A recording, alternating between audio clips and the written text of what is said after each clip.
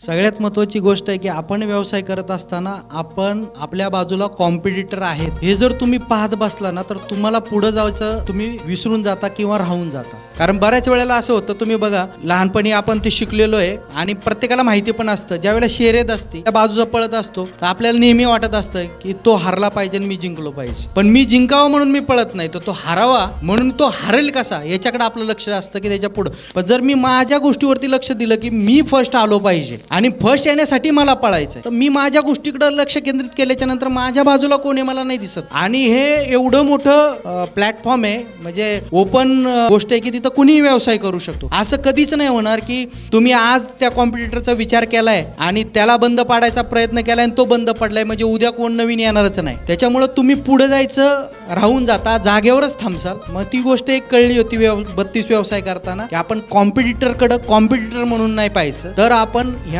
व्यवसायाचा एन्जॉय करत करत आपला ब्रँड आपण पुढे घेऊन जाऊ शकतो. नाहीतर आपण तिथंच अडकून पडेल.